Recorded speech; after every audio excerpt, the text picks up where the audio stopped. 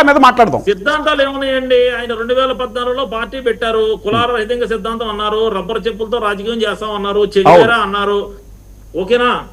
తర్వాత టీడీపీకి 2014లో తెర వెనుక మద్దతు ఇచ్చాము, అయిపోయింది. 19 వచ్చింది, మేము కమ్యూనిస్టులతో వెళ్తానన్నాం, మాయావతి గారిని తీసుకున్నాం, అన్ని సిపిఐ ఎంఓ అందరితో వెళ్ళాం, చెగువేరా అన్నాం, మేము అది కూడా యాక్సెప్ట్ చేసాం. అప్పుడు ఆయన అన్నది ఏంటంటే మన కమ్యూనిటీ సీఎం అవ్వాలి, మనం టీడీపీని దెబ్బ కొట్టాలన్నారు, చాలా గట్టిగా మాట్లాడారు. తర్వాత అసలు నన్ను కులానికి పరిమితం చేయొద్దని కూడా అన్నారు కదా చాలా సార్లు. అది తర్వాత, అది ఇప్పుడు అక్కడికి వస్తున్నాం సార్. అప్పుడు ఆయన చెప్పింది ఏంటంటే పల్లకీళ్ళు మోసి మోసి భుజాలు అరిగిపోయి మీరు ఓటేయండి నేను సీఎం అవుతాను అన్నారు. ఆయన మీరు ఓటేయండి నేను సీఎం అవుతానన్నారు, మీ ఆకాంక్షని నేను నెరవేరుస్తానన్నారు. అప్పుడు ఏం జరిగిందంటే కాపు కమ్యూనిటీలో 27% of the community Kapu community ఏపీలో ఉంది. మేమంతా ఏంటంటే ఉద్యోగాలు వదులుకొని మేము మా ఓడ ఒకడు బయటకు వచ్చాడు, మనం సపోర్ట్ చేద్దాం, ఎందుకంటే నిలబడుతున్నాడు, మన ఓడికి మనం సపోర్ట్ చేయాలి ఈ మూమెంట్ లో, ఇది ఏమైనా సరే పవర్ షేరింగ్ ఉందంటున్నాడు, పవర్ షేరింగ్ అవుద్ది అనే ఆశతో మేము దిగిన మాట వాస్తవం.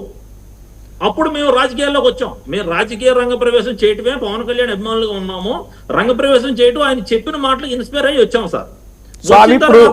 ఇప్పుడు చెప్తున్నవి ఏవైతే ఉన్నాయో జాతీయ సమగ్రత ఇవన్నీ అప్పుడు లేవంటారా?